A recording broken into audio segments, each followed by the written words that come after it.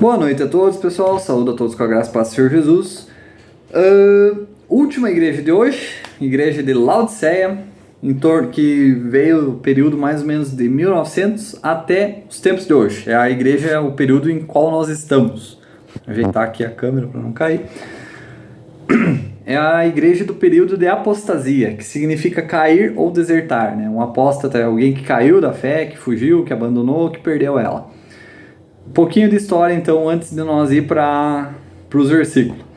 Foi uma época em que a teoria da evolução foi criada, junto com a Revolução Industrial. Essas coisas levaram ao humanismo, que é a crença de que os seres humanos são ou o padrão máximo pelo qual se julga as coisas, ou que os humanos são o padrão por qual todas as coisas são medidas. O humanismo basicamente rejeita a fé, fazendo acreditar que é com os humanos achar uma verdade com suporte inteiramente científico. Então agora tem pessoas duvidando da história da criação, de eventos milagrosos e sobrenaturais. Surge ali os pensamentos de teologia liberal, né? Que é aquela teologia que rejeita os eventos milagrosos, porque eles não podem ser verificados cientificamente.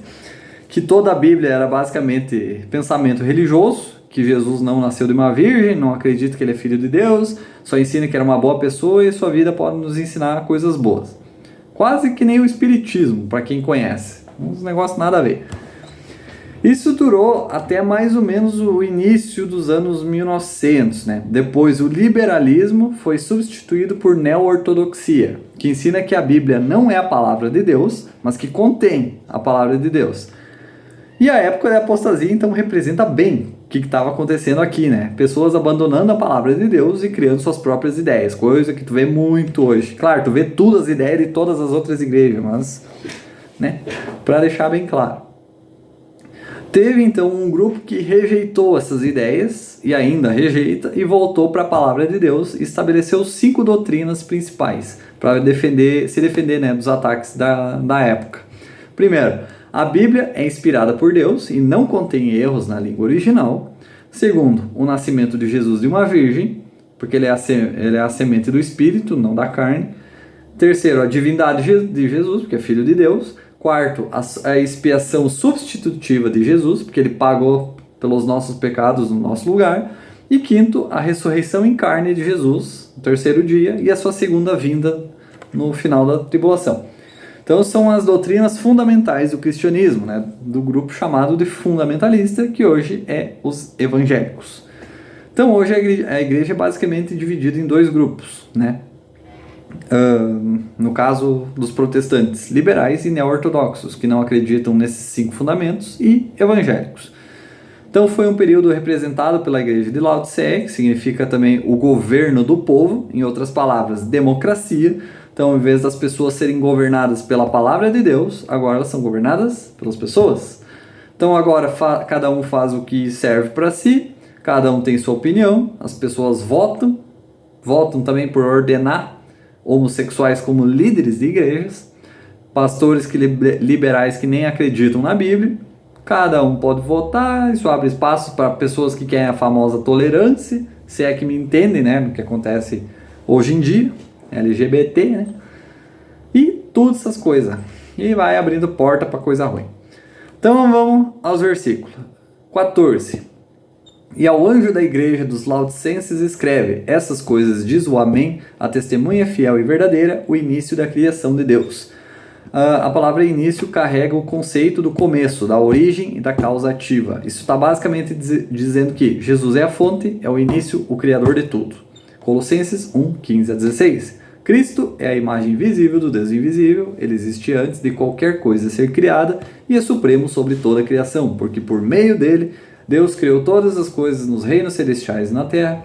Ele fez as coisas que podemos ver e coisas que não podemos ver, como tronos, reinos, governantes e autoridades no mundo invisível. Tudo foi criado através dele e para ele.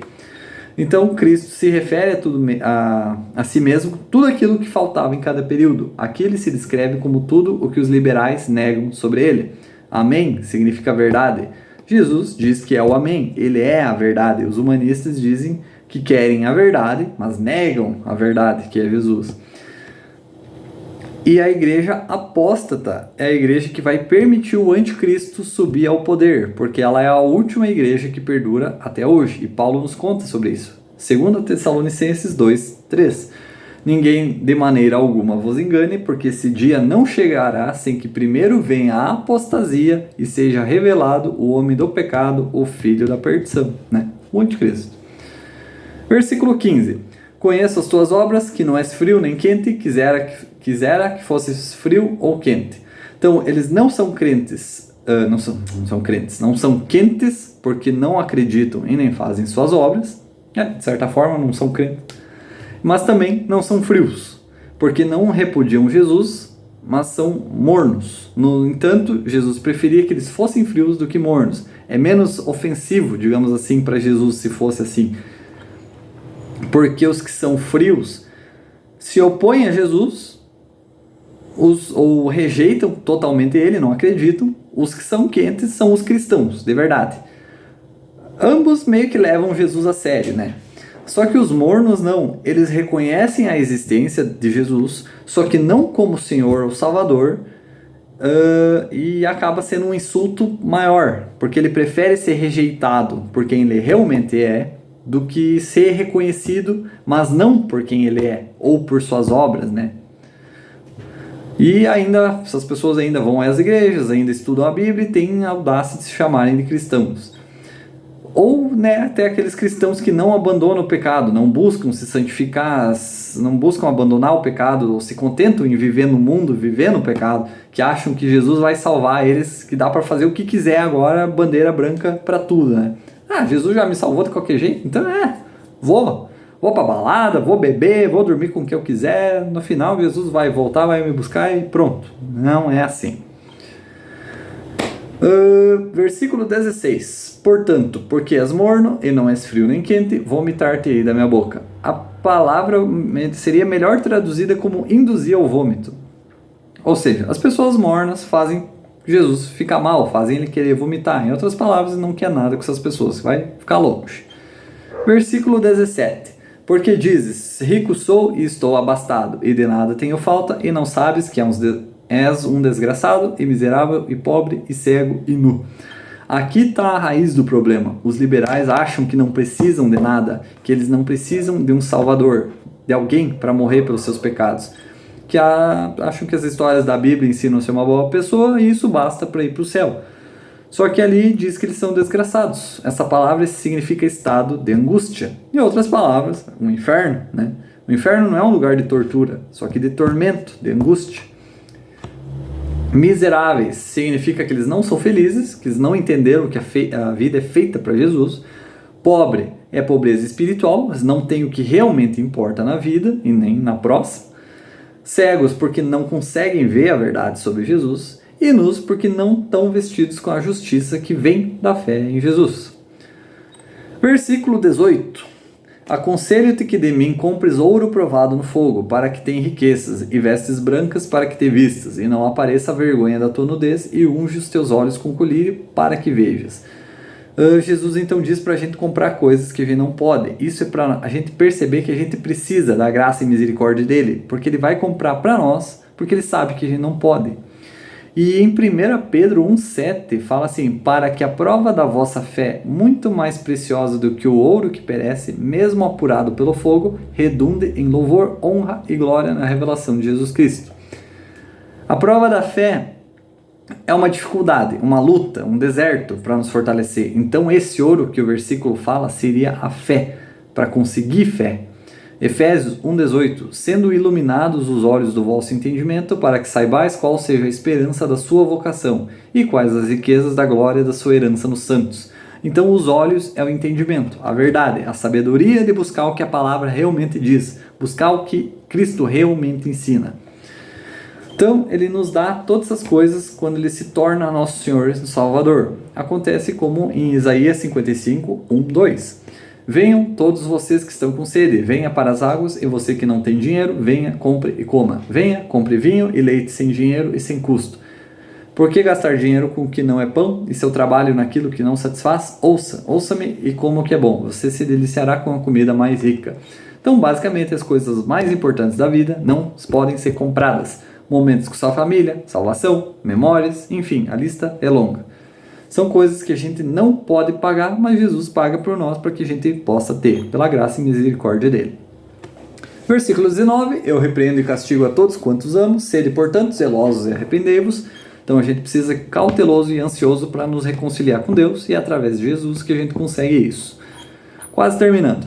Versículo 20, eis que estou à porta e bato, se alguém ouvir a minha voz e abrir a porta, entrarei em sua casa e cearei com ele e ele comigo. Então, mesmo que Jesus não goste das igrejas liberais, aqui ele está falando com cada um, basicamente. Ele ama aquela pessoa perdida que está tentando encontrá-lo, mesmo que seja nos bancos dessas igrejas.